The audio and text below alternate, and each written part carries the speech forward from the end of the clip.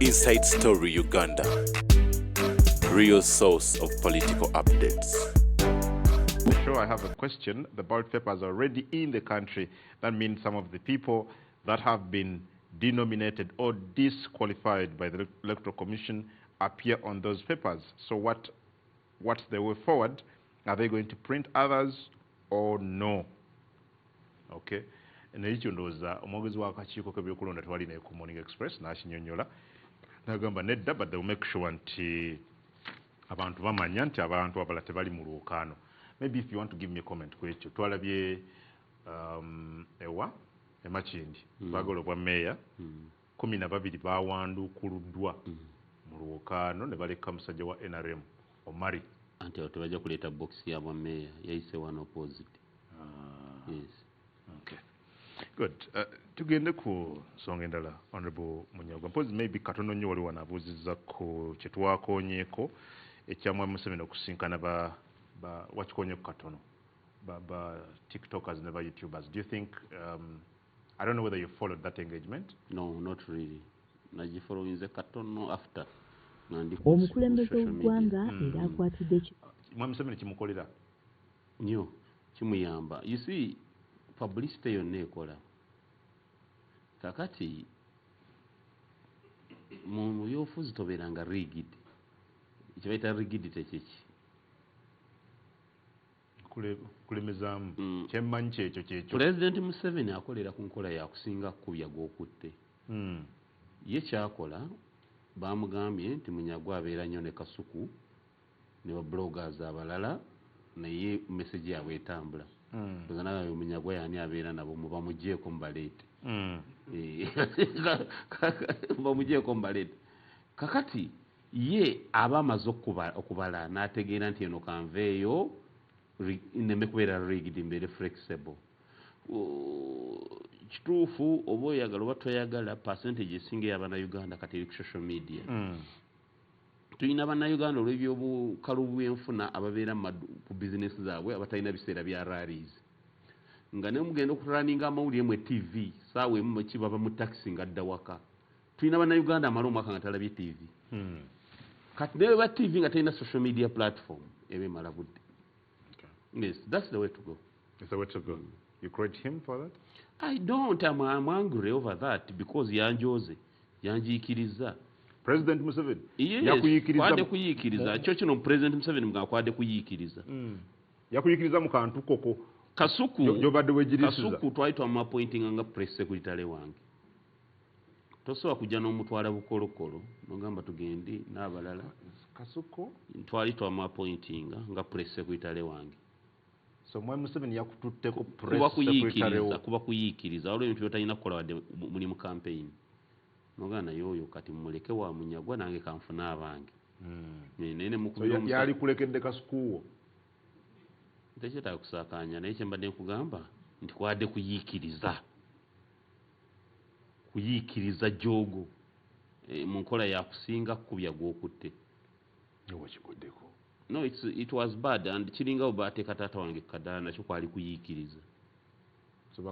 How would President Museveni feel singa yalaba mukadde Muzeyi Kaguta oba mukadde Kokundeka nga Museveni ali mu nsiko nga bobote balayiza mukadde Kaguta Kololo? President Museveni yandiwulidde ati against his son. Yandiwulidde ati kitaawe Kaguta Katonda amusaasire. President Museveni yabeerera mu nsiko singa President Museveni yalaba taata we Kaguta ali Kololo amudinawunsinga President Museveni yandiwulidde ati nga gwe baakwegaana. I'm asking yandiwulidde ati olowooza? Ndowooza bubi. So fujjo okukozesa maanyi meemanya ago si malungi. Kati ogenda kudda ewa Kasuku? Ekyo kireke just nkugambye isi towanvuya bintu biteetaaga kuwanvuya. Mbadde nkugamba Kasuku twamappointinga nga press secretary wange. Pressure yamuteereddwako kuyingira State House nagitegedde. Nabadde aweya. Byabadde bya pressure? Tebyadde byangu. He had to go oba ayagala oba tayagala. Really? He had to go. Kamuganda lwaki olina Munyagwa yekka? He had to go. You must balance. bw'oba ofudde opposition tukimanye nga webimanyi kati abaana baffe bano bannamawulire kasita bamute nga bwole abamu bali luzira abamu bali kati abaaga waayi ende waayi nkavalinge n'abasajja mbalansinge tulonda wiiki ejja Museveni enfunda nyingi azaga nti waliwo foreigners abeefunyiridde okutabangula eggwanga nga bayita mu kussa omusingi omuyitirivu mubamu ku bamuvuganya.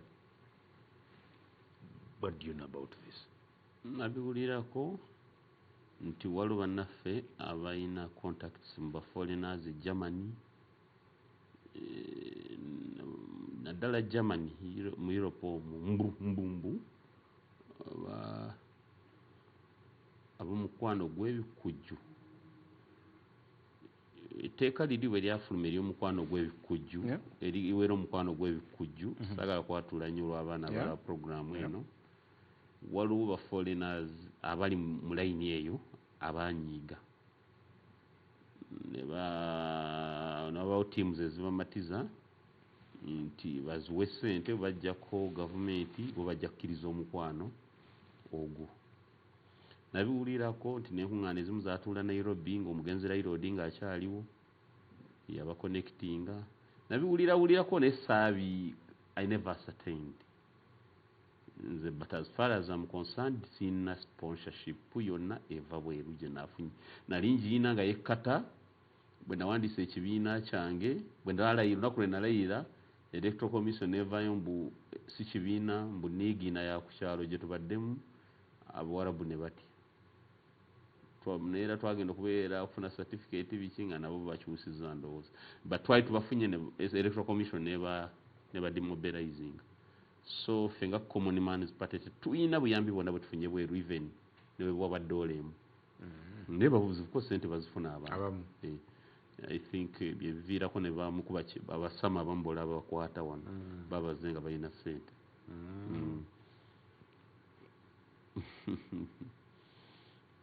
Olwo omusama gwe bakakwata okuva e Boston babaze ne ssente ndowooza. But ssente bazifuna neera zijja. Nga zijja kukola mirimu bulungi oba waliwo ebirala ebigendererwa? Of course you can never know. Kubanga nga twakamaliriza ogubira akalwa kali Tanzania abavubuka abo betwala abeekalakaasa ennyo president bwe yali ayogera I think yali Mbaale eyo yaga nti waliwo ba foreigners abamobilizing abaana bano okubateekamu ensimbi era nti ne wano mu Uganda balina ebigendererwa byebimu. Wana ebibiina by'opposition bya wano nebifuna ssente emeka tebiyinza ziteeka mu bantu kwekalakaasa. Abantu wano baluvu. Museveni ebyosuubira ebyo bantu wano baluvu ab'opposition sirina gwesu baagala zirya buli neera bazirya bazze bazifuna n'akalwa kwedde bazifuna wano ssente bazirya buli. Ebibiina by'opposition bya wano tebikola ebyo. Atalina mannyo Katonda gwawe ennyama kungu atalina mannyo Katonda gwawe ennyama angujjeyo eyo. Tugende obwedda abantu bangi balindirira. Twali naawe wano nga Abamerika batandise okusojjasojja musajjawo. Si musajja wange. Okay. Nze siwagira ba communists. President w'eggwanga abadde president w'eggwanga erya Venezuela Nicolas Maduro n'otukakasa nti bajja mmukwata kyatuukiridde ku weekend. Maduro basajja baagenda ne bamukwata ng'empungu bwenajja nekwata akakoko negenda nako mu bire. To begin with, what you make of that kidnap? Kakati mu nsi y'emizimu tulina kye tuyita symbolism, kintu kikulu nnyo mu nsi y'emizimu. Sigikiririzaamu naye abantu bagamba wali ensi y'emizimu, the underworld. Symbolism kintu kikulu nnyo. Olina kigambo kyogende ne bamukwata nga kamunye. America ekinyonyi kyayo ekyeggwanga mpungu, the eagle. Okimanyi nti empungu ewangala emyaka 2. Nsi egyo bagamba eyijjako ebyoya bakiyita rebirth, that process. where it debicts negenda ku lusozi nekoona omwana egujjako nemenya enjala ejjako ebyoya neddamu Neddabujja. empungu ezaala 1800 ne kakati zikyaliwo. Amerika kyekinyonyi kyeyalonda ng'ekyeggwanga. Mumanyi lwaki muli mabega? Uganda? Mu nsi y'emizimu mwalonda akanyonyi ŋŋaali kanafu. Akaboneka gwa kaleke. Ate tekatambula kawanisa oggulu ku mukati. Kayimiridde kali kali. Singa ati simwakateko, listen. Singa mwati mwakateko ati singa kabuuka kati. Ne mwakateko n'akagulu kali kati. Mu symbolism ebyo birondoola. So America yo yalonda mpungu. So kikwataganya otya ebya Maduro. Kakati nakugamba nenjogera ne bangamba yayogera firimu za America yayogera America eri ahead ensi zino ze muyite ez'amaanyi emyaka 10. Really? America eri ahead of China emyaka 10. China. Emyaka 10. Ekiteminga America kimu democracy. Nti kyekola muwogana nnyo newaka ne bugana n'ekireka. Nakugamba nti Maduro oyo yakola ensobi. Nenkugamba ebigambo kambiddemu nga bw'ogenda mu nkambi y'amagye ga Venezuela mubamu bendera nnya. Eya China, eya Russia, eya Iran n'eya Venezuela. Nenkugamba ebagita Western Hemisphere. The Western Hemisphere yerimu eyo some Western Europe, parts of Africa, North America, South America. Naddala mu Latin America, those 20 countries, ezogera the 3 most romantic languages. Nagamba Olufalansa, Latin, agamwaga ogereza ennimi eziri romantic. Romantic? Yeah.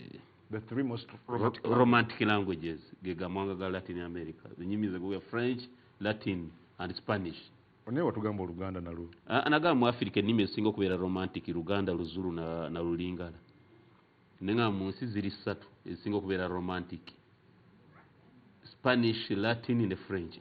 Nenkugamba ezensi eza Latin America ezogera the 3 romantic languages eziri mu backyard ya America tesobakkiriza muntu China oba Russia kuzanyirayo. Venezuela happens okubanga yina oil reserves ezisinga mu nsi yonna. Waliyo companies of America government ya Venezuela nezikasuka nezigobayo.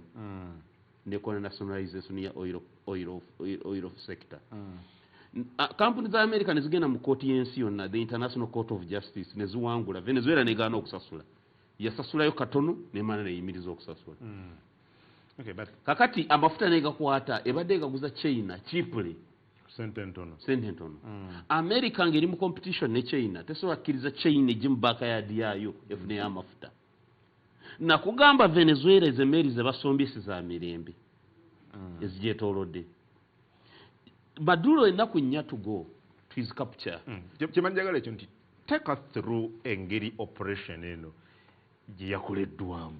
Nti ensi emu ekwate bannamagye baayo babuuke mu bbanga batonye oba ne batonya mu nsenda ng'empungu kyongereko ne bavumbagatira president w'eggwanga eryo ne bamusika ne bamutwala ne bamuvuba. My. How did it happen? Yes, surgical operation ekyasinze okuba monumental okuva ensi eno lwe yali ebaddewo. Kyabaddewo kitya? Surgical operation ejonzo gyenkanya Katonda mpozi lwe yalona abaana bayisa Egypt n'abayisa mu nnyanja. Surgical okujja surgical like bona okola surgery n'ensala n'enzija mu ekizimba n'enkuzaawo. So kyabadde kitya? Yes. Ekisooka bakiplaninga.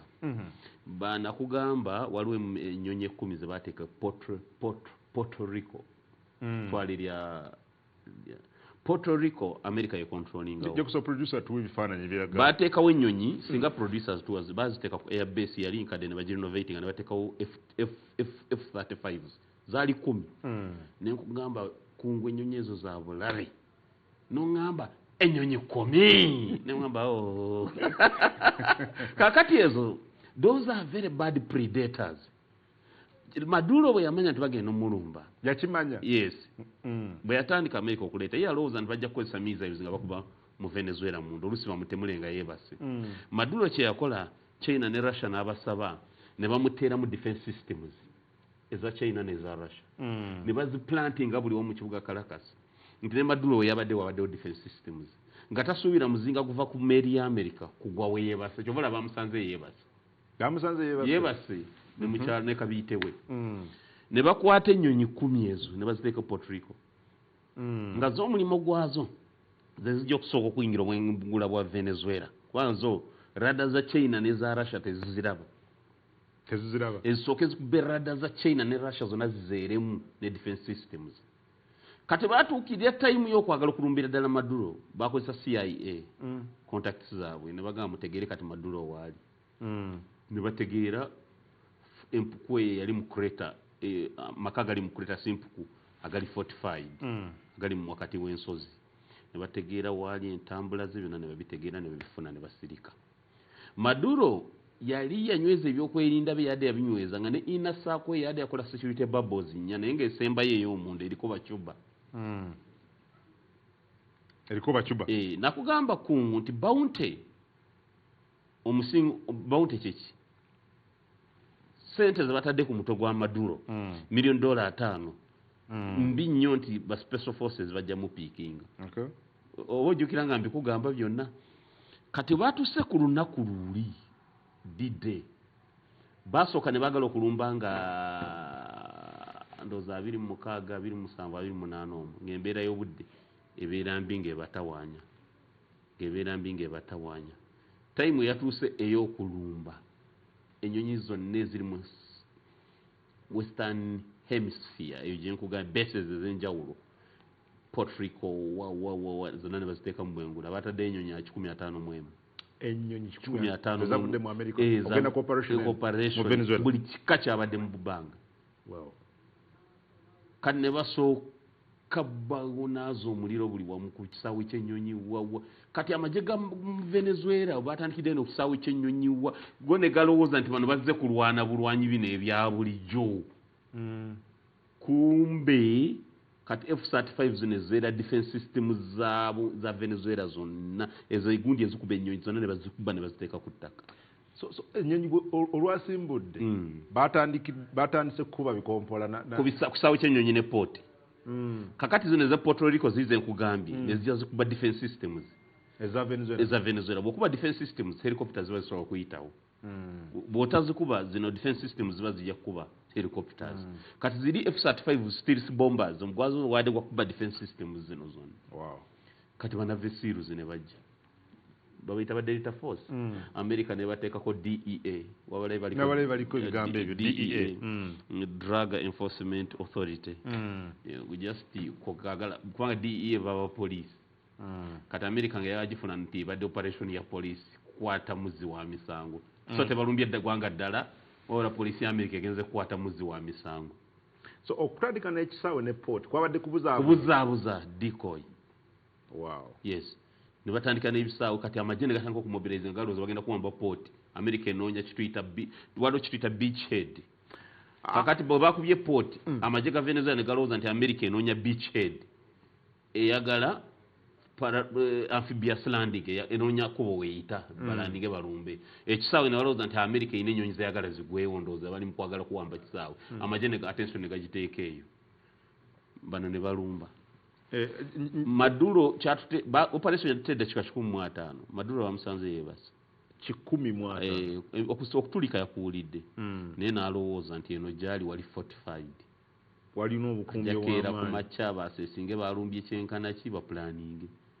kumbe nga takimanyi mu nzikiza y'amasanyalaze bagagyeko nga takimanyi bagagyeko mu kibuga kyonna amasanyalaze ago power station zirina sensors ziri computerized kati bajaminza waliwo ennyonyi yabadde jaminga buli awali sensor amasanyalaze ne gejjako gonna bagagyeko tulina ebifaananyi bingi ne footage ku nsonga za Venezuela era Maduro alirake yabadde agenda kufa but America balaze obukugu bw'amaanyi okumutwala nga mulamu kubanga mu kumuevacuatinga bafunye resistance mu bakuumi ba Maduro nga kyangu nnyo mu kavuyo okufiirawo naye America balaze obukugu bw'amaanyi okutwala nga mulamu naye ekyennaku enewe kyannaku nti bamututte mu kooti za America nze nga nnyo kwetaaga moment eno nga abasajja bayingira mu compound ye kuba imagining basajja bayingira batya mu state house y'eggwanga kakati kibaita smash and grab. Wali omukwano gwange sijja kugamba yaŋŋambye mu America mbu abayisirayiri banyiivu bagamba efomula yadde ina kukola kwa Ayatollah Khomeini owa Iran nti ne bagikozesa ku Maduro. What they call smash and grab mukozesa eya power ey'ekitalo ennyo ne amidst air power eyo ng'omuliro gutuntumuka bakomando ba special forces ne bakka abamu ku miguwa abamu ku parachute. Wow. Yes. Bakutte ennyumba ya Maduro gye wandiise State House mwe yabadde ba State Lodge ne bagizimba mu America kubadde ba trainingira bamaze banga ba training nga bagitrainingira plan y'ennyumba bagifuna ne bakizimba ne batandika okukitrainingiramu. Wow. Kankubuulire bakikola smash and grab baali bagenda gikola ku Bin Laden. Ku Bin Laden satellite balina obuwanvu bwa Bin Laden nga babutereka ne DNA. Bin Laden bwe yajja n'abeera we yali abeera yakeera ng'atambulemu afune vitamini D afunemu ku maanyi. Satellite neeraba omusajja omuzeeyi akeera okutambula mu kikomera. Satellite n'esika obuwanvu bwe ne balaba nga bwa Bin Laden. Ne bagamba ono yandiba Bin Laden soke twetegereza. Naye tukakasiza tutya nti Bin Laden nga wa Bin Laden tebafuluma. Ne bafuna dokita mu Pakistan CIA ne bakozesa. Ne baleta NGO ya CIA y'Amerika ne gatugenda gema abaana polio mu kitundu ekyo. Waliwo polio outbreak. Ne bajja nga bayisaamu akalango nti bannaye tugenda gema polio. Kati n'abaana b'ekikomera kya Bin Laden nga balina okufuluma tteeka abantu balina okugemebwa ki polio. Kati dokita oyo wa CIA bwe yali awo omwana dozi ya polio n'amuswipinga n'amugyamu amalusu. Bazukulu ba Bin Laden nga basatu n'abajjamu amalusu. Ne bagenda bakebera DNA ne balanga ekwatagana ne ya Bin Laden nga muzeeyi ali awo.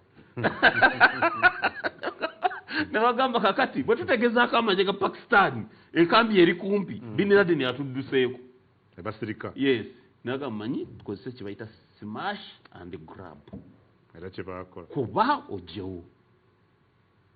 Kakati America ebintu ebyekola yebikola yokka mu nsi yebisobola. Yebisobola. So honorable. Ono president wansi namba. Teyabadde nabakuumi munda. Basaba ringe yasembyeyo yabaddeko abacuba 32 bona babasi. Bano bonna bageza ku president bona babasi. Kankunyonyole kungu bobeeranga ekyewammwe y'engoma ku luzzi ne bakugamba balabye na vesiru wa America omusoko senguko otegeere kyekiri. Soko senguko otegeere kyekigenda mu maaso. Soko ddukira eruweero obuuze kyekyagenza awo mu maaso engoma. Manyi kibikwasa obusungu kubanga ni mumuyina fitina bw'ogenda ku American Embassy ne bakuma visa obusungu n'okyawa todda mu reality. Nkulayirira newe bandibaddewo n'amagye omutwalo gumu ezo ennyonyi ezabadde mu bbanga ezo ziraba zibadde zijagamalawo. Kati ate bano basanze bano tukuuma mukulu bali abaana Delta Force tosobola babuulira ebyo tosobola babamalawo bakambwe tosobola ababi nnyo battemu. So omukulu olwamusanze n'omukyala ne ba n'ayagala okuddukira mu safe place ku luggi olw'ekyuma aluggale naye teyafunye chance eruggala. Omwana yadivinze n'alutomera teyasobodde luggala namugavaayo n'awanika. Ngaye salindalize mangu anti because ekimu ku byasinze okwewunyisa nti abadde yeewaga ebbanga lyonna. Waliwo akatambi akali very popular omwana ajja tuwa sound wano tusobole okuba nga tuwulira ng'akuba n'ekifa bw'ati ng'agamba Trump jangu nnone nja kubeerawo nga nkulindiridde. Katulabe Maduro bwe yali ayogera at some point nga aga nti mwetegefu olujja olwo bwe yandulugadde olw'ekyuma baali bafuna plan y'ennyumba ne mu kurihasinga baalumanya nti mweruli baadde balina explosives ezigenda olutulisa bamujjemba mutwale. Wow. Yali talina bwawona okujjako dakika zokka zeyandira eyinzemu nga bbiri. Katulabe.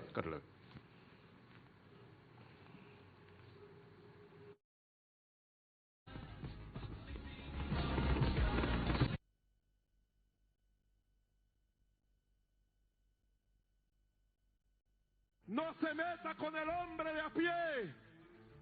Venga por mí. Aquí lo espero en Miraflores. No se tarde en llegar, cobarde. Venga por mí, cobarde.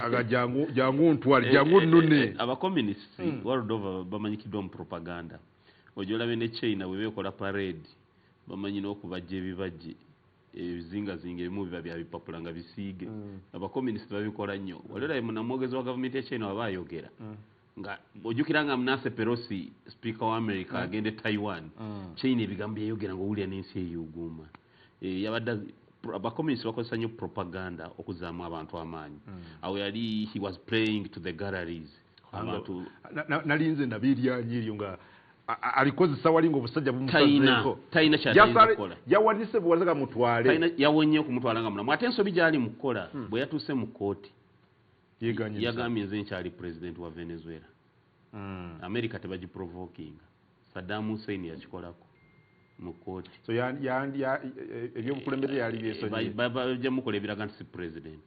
Okay, but honorable, already yali indicted namuwanga omuli America ku nsonga za drugs some time back era bobo batte bamu recognizing nga president and tewali mateeka gamenyeddwa kubanga I've seen so many people including never senators mu gwanga lya America Bernie Sanders wabulabye ngagamba nti yeso ono musajja mubinyo naye ate niwankubadde mu bitoyina liberty toyina ddembe gwe Trump ogenda okulumba sovereign state nojjayo president walyo tosobola kumenya mateeka kumala obumenyi bw'amateeka anti amateeka kiki waliwo mu mateeka baliro kibayita the Hans Kelson theory of a successful revolution nagikugambako nti kasita okozesa enkola yonna ndi overthrow a grand norm the end ebeera legitimate and lawful gavumenti bw'ogisuula oba okozesa mu nkola ki yonna nga President Museveni yagenda mu nsiko n'asuula gavumenti ennonde okimanyi Museveni ne balutwa basuula gavumenti bawamba obuyinza bw'abantu obulonde President Museveni teyali mulonde n'alayira gwe kyokka teyagenda mu maaso n'afuga nakati ekyafuga exactly kasita okozesa eryanyi n'ojjawo the grand norm obukulembeze sovereign n'ogikuba ekigo ekiddako kiba kituufu that's number one. Number two, bano bagadde ku invokinga article 2 eya UN charter egamba nti sovereignty y'amawanga obwetwaze bw'amawanga bw'ekitiibwa amawanga gonna genkana no America yetenagamba nti yalumbye Venezuela yakoze tenagirumba America ekitongole kyayo ekirwanyisa abakukusa ebiragalalagala ekya DEA kyagenze e Venezuela nekikwata mukulu Maduro ne mukyala we ajawoze emisango egy'okukusa ebiragala kubiyingiza mu America tekinalumba America tenalumba bo tebanagamba America teyalumbye government erika ya Venezuela ya Maduro terika vice president kyegamba teyadda na kizibu na gavumenti naye nga ate Trump yabadde ayogera yatugenda nti bagenda kusigalayo naye muveeyo saagala nakulima nsiri mwogezi wa America mpaka transition siri mwogezi wa America Maduro yakola ensobi tosobola kuleeta China mabega wa America naye kuleka bino by'amateeka mujja byajuwinga ebyaki Maduro mukwate omukyala yabadde agezaako kubeera defiant o vice president yalayidde nga president Trump n'amugamba gwe fate yo egenda kuba mbi okusinga ku ya Maduro kwabaddeko minister wa defense Vladimir naye yadde akuba ekifuba yasose kukuba kifuba Geno omanyi Venezuela Maduro mukwagala okuliwadinga bajenozi bamulikumire mu buyinza Venezuela ebadde ina bajeno mu bungi mu namba nga basinga aba NATO obungi NATO combined amawanga ga NATO gonna combined Venezuela ebadde basinga bajeno ebadde ne bajeno abasoba mu 2,000 Maduro yaddira omusajja mbigere who was a snake charmer Hugo Chavez mu propaganda abo twaita ba snake charmers Hugo Chavez yina akalimi kati ye musajja wa propaganda nnyo nga musunyi wa ndongo atuka Michael Mann n'asooka asuna endongo n'abazinamu amazina abasirikale be kanango bakuba propaganda n'abalaga future nga bwejja kati Maduro ko ayita so convincing abasirikale ku musanga nga muwagira yagaba nnyo rank z'ekyeyononero abadde ne bajenos abasoba mu 12 kakati bo baade balowooza ono jeno yadde alowooza mbu abakumemu omuliro usanga ba taking over obuyinza bukole ki ne waze omuli nga awugana so America will control Venezuela.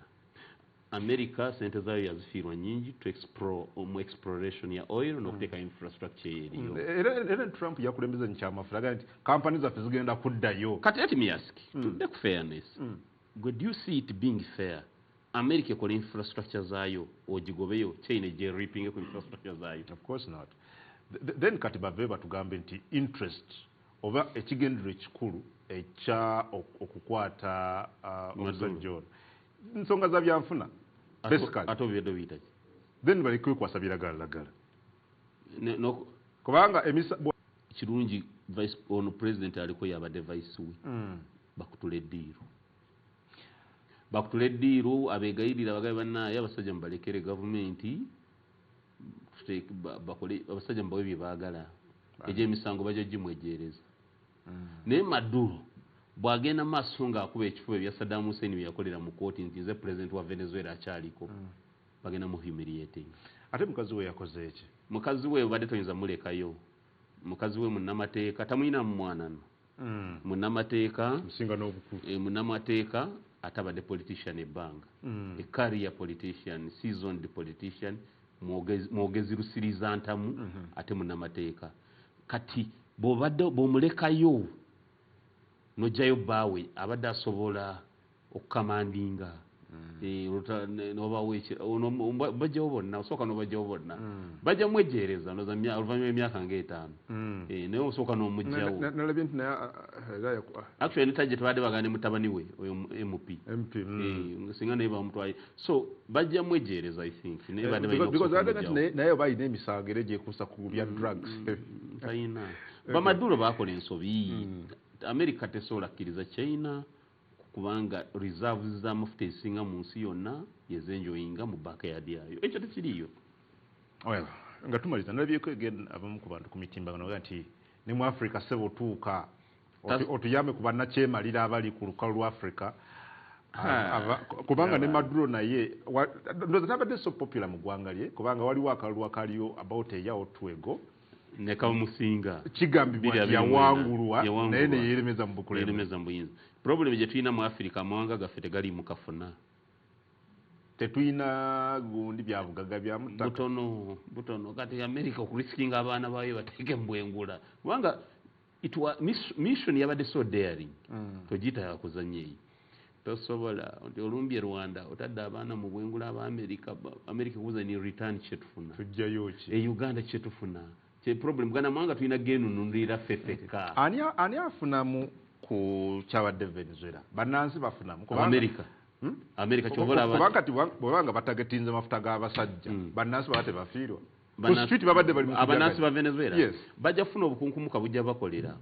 Let me tell you amafuta ago okubeera mu ttaka nga mwe temulina ddagala temulya temukola kikibagasati America tebagatwala bajja kutwalako nga 60% nabo balekere 40 nga bola Saudi amafuta bagatwala neyo teri bulungi Dubai amafuta UAE amafuta America egatwala Qatar egatwala tebali bulungi.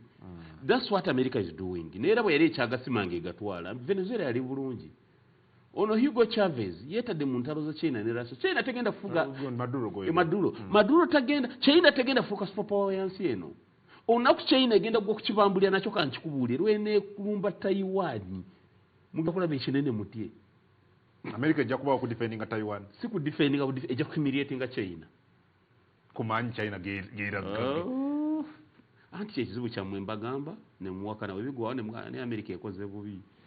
In fact nkubuza olwo nakibuza nti amateeka g'ensi yonna tegakwata America galinga Nabubi galinga nyumba ya Nabubi enyumba ya Nabubi cobweb ekwata nsowera tekwata minya America munya America kati byayogera byebiki ebyayogera ebyo amateeka g'ensi yonna ani yagakola ani masterminds ba UN America kakati Jemula Maga New York n'ekitebe kyabwe gye kiri buli ambassador buli ggwanga wano lina bambassador aba mu America asindika ambassador wa America n'asindika ne New York ambassador wa UN mwekyo tekikulaga abantu bakitegeere America ekyali ahead of the world century munga wabiri so omuntu yenna alowooza nsuubira omuntu yandiyagadde emirembe kuba mpulidde n'ayatola ayagala kuddukira Russia ayagala kudduka amanyisa yonna basajja bamusalako abeekalakaasi ndowooza balinnya enkandaggo mu Iran ndowooza security yemugambye nti bakusemberera wetunajjira oba oliawo next week wajja kubeerawo ndowooza twagala kwebaza kadde kaffe kaweddeyo nenze siri muwagizi wa America mbabuulidde mazima bw'oba oyagala gawakanye naawe komawo otunyonyola amazima go no problem siri muwagizi wa America ate njifuna muki kale tugenda webale nnyo tukwagaliza akalulu akalulu tujja kukwatagana ku Lwokubiri ndowooza temujja kuganibwa campaigning Tuesday lwe lusembayo no worries okay inshallah twagala kulaga brother omukulu Mathias Walukagga alina press conference ng'ayogerako eri eggwanga ku nsonga ze ndowooza akakiiko k'ebyokulonda kamukola ekintu naye twagala tulabe kikyayogera kikyalina okugamba eri eggwanga gye twagala okugenda kati simanyi oba ali set producer nga baako nekyo ŋŋamba ndabe nga tumuteekayo wano ayogereko eri bannayuganda ku nsonga oba ku nteekateeka ze naki kyagenda okubangazaako that will be coming mu dakiika ntono nnyo okuva katikiriza tugende buterevu ewa Mathias Walukagga genda maaso sebo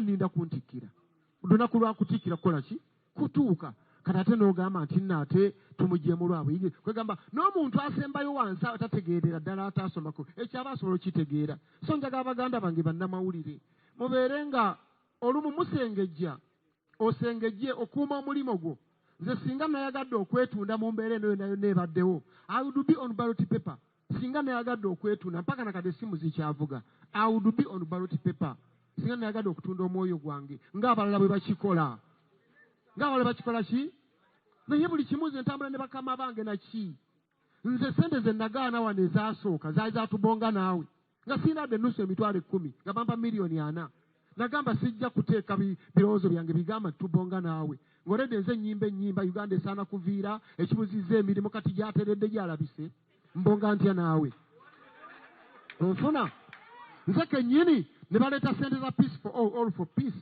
muganda wange mayinja bazitwetera abantu babiri bazisoosa wange bansanga wa Sebankyayi wali ku woteeri abamanyi Wandegeya nenzigaana nenkula mayinja tetulya sente zino tetulina kubeera nga twetunda muise tetuli bamalaaya muganda wange yagenda n'azikola ki era ndowooza mulaba gyali kati nkulaga nti nze Walukagga tosobola kungula ng'okozesa sente ekyo tekijja kubaawo era nja kubeera ku mazima nze ndisembayo okugamba nti nno kaakati ensi yonna eweddewo bwe ndiba nsigadde bwomu mu luumu ne ŋŋamba abantu bonna bagenze balidde nze nsigaddewo nga ŋŋamba nti oba nfe enjala kanfe Walukagga bwenja okubeera so nasaavinze ekisanja kimu kukyengera tawuni kanso nga bwe nasuubiza bwe nali nzija nabagamba ez'okusaavinga ekisanja kimu era kye nasaavinze okukyengera tawuni kanso nenvaawo nenzija ku bwemupi kyemukakasa obulungi nti nabadde mmaze n'okubuwangula naye saaba Nabusiro saamutambuza amawulire gano bannamawulire mwenna nti kkiriza oba gaana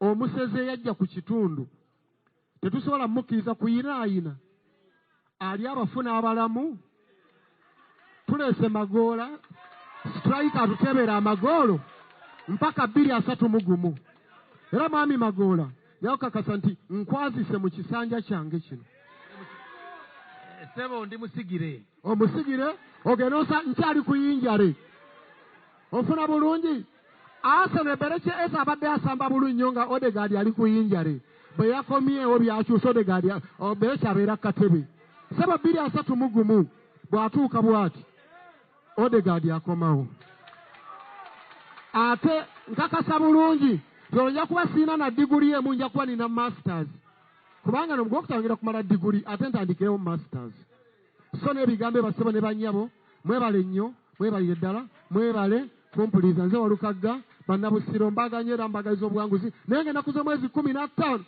keera ku makya mulonde Robert Kyagulanyi Ssentamu oddeko olonde Ssaalongo Magoola Emmanuel n'ababaka ba Parliament bonna aba National Unity Platform mu Uganda. Mwebale nnyo.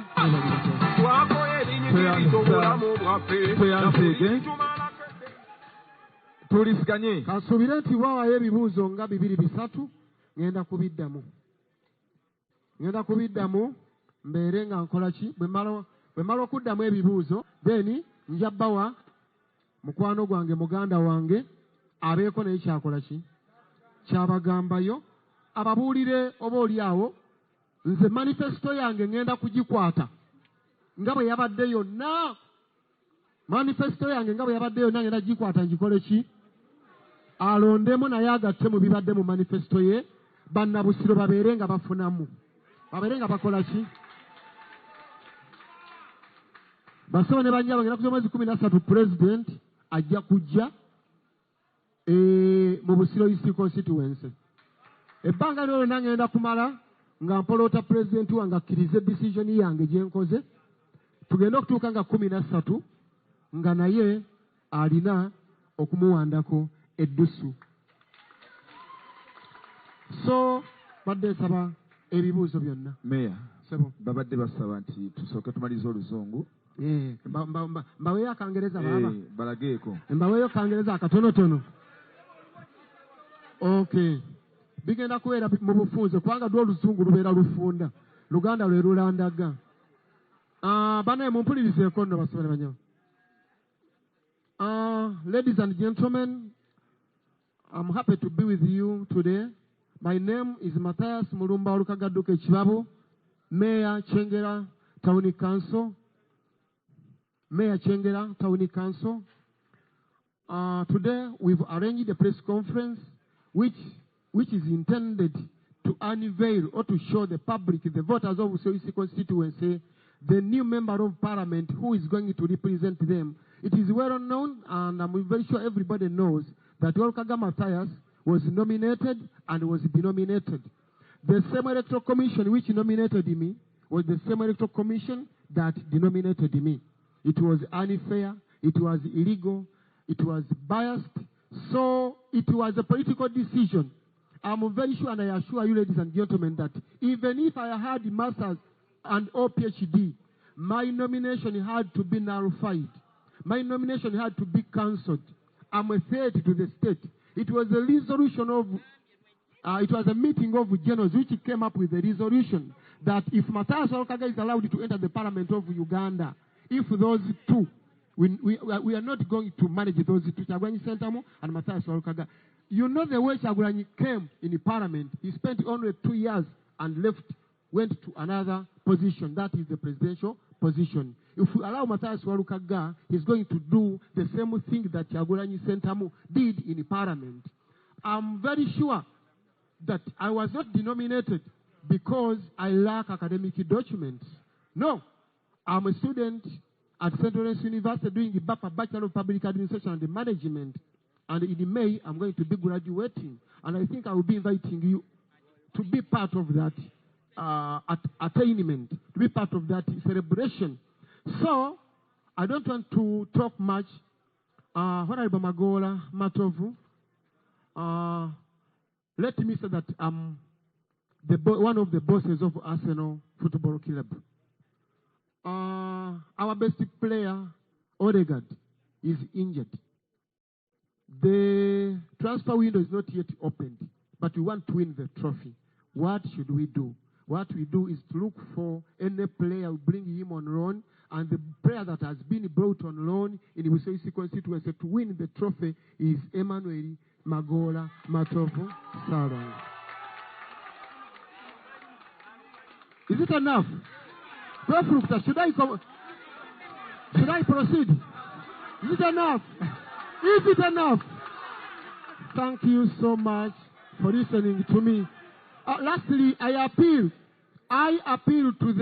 to all voters of Busiro East constituency to embrace Honorable Matovu Magoola Ssaalongo. He is the player who is going to help us win the trophy of Busiro East constituency. Thank you so much. I'm going to be introducing this arrangement to my bosses after here. Thank you so much. God bless you all. Tuyanze Mayor Munafe. Honorable Mayor, what's the ebibuzo bimeka mukama wange? Bampeeyo ebibuuzo nga bisatu. Nga mukama. Okay. Bana abuuza ebibuuzo twagala bibuuzo bisatu. Kyemuteerabira nti mwami Magoola gwe tweyazise wa Madrid. Madrid tekozesa simbo yemu ne Arsenal. Ajidde ku kaki? Atudde nga bwe tutudde wano katebe ne tukkalira. Abagenda okuwasa batuula ku butebe eyo.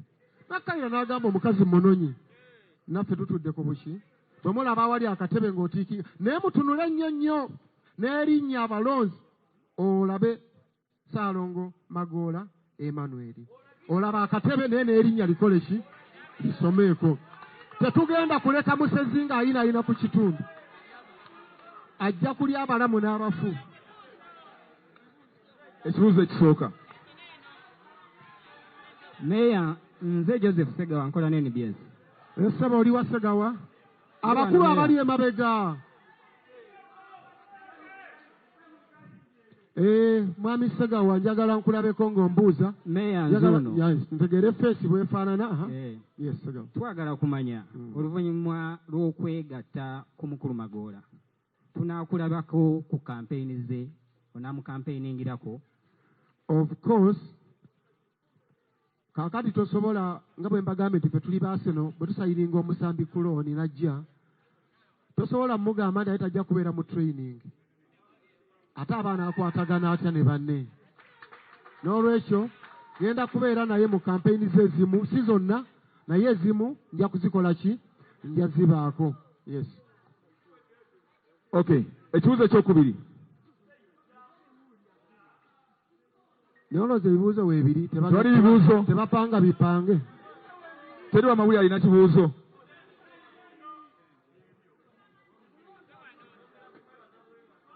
Okay.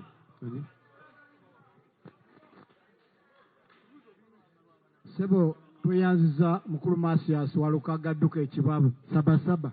Erinnya Kaggwa Nyansiyo Sebo. Ndi mutuuze wano Bulenga. Sebo. Tetukusaba tukwagala nnyo. Ne Unity Platform tujagala nnyo. Ne tukusaba obeererewo mukulu Magoola. Lwaki omubeererawo? Nti wana abantu abali wano batono nnyo. Aye n'abali ebweru nabo baki batono. Naye abantu beetooloddeyo bonna abakwagala. Bali mu nnyumba zaabwe beebase. Bawulira ennaku nki pitirivu. Ne singa otambula Sebo n'okwata omuzindaalo gwogwo Masias Walukaga. Saalongo Magoola akalulu agenda kuyoola kaki? Kayoole. Tweyanzize. Ekyo tekibadde kibuuzo. Akaatiiza bye tukoze olwaleero. Okay. Kyo kye tukoze olwaleero kye kijustifyinga. Ndowooza teri kibuuzo kyeri bamawulire. Si bwe kiri? Twagala kibuuzo. Asembayo yoyo tetuwabula. Owookusatu yoyo asembayo twagambye abantu basatu. Neyanzanyo neyanzege. Erinnya nze mu Birubbeeni. Wemmamba. Manyiddwa nnyo nga mu Birubbeeni eddoboozi avubuka e Bulenga. Ndi mukulembeze w'abavubuka mu National Unity Platform. Ekibuuzo kyembuuza Meeya ne Honorable bw'atuleetedde omupya. Meeya onaaba okomeye mu 231. Honorable agenda kuddamu naye yeesimba Honorable Magoola oba agenda kukulekera Honorable Magoola. Ogenda kulekera Honorable Walukaga akomeye mu 231 oba ogenda sigala ng'oyimiridde mu Birubbeeni e Bulenga. Neyanza. Ekyo kankiddemu mangu nnyo. Banne nga bwe mbagambye nti 231 nina okukomawo mu ki? Wabula ffenna tujja genda ffenna nga nabambirabye mu pate yaffe okuddaada okusaba kaadi gwajenja kubanga nejja kuba ekoze eki? Pate bwe neddamu nempa kaadi nja kujja. Bwe neeba tempadde kaadi negiwa Magoola sijja kujja. Tweyanzege. Ebibuuzo biweddeyo. Mukama wange tusaba. Wabadde otusuubiza akasembayo. Meeya. Wabadde otusuubizayo akasembayo. Okutuwa Honorable simanyi oba Honorable n'atubuuzaako oba tagenda tubuuzaako ate ndowooza tusobole okuba nga tuwunzika olunaku olwaleero.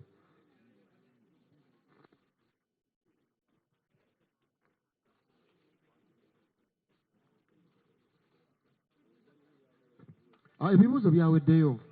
byaweddeyo kati bw'osanga omupiira gwawedde Arsenal emaze okukuba Bournemouth goolo 3 ku 2 gwogamba bagunzirizeeko atabadde ewalinda eripule genda ku social media omukulu Saalongo Magoola kababuuzeeko bubuuza katono nnyo n'okuwa obweyamu nti ngenda kutambula naye talina kunva wano okumugayidinga obutava ku mulamwa gwe mbaddeko.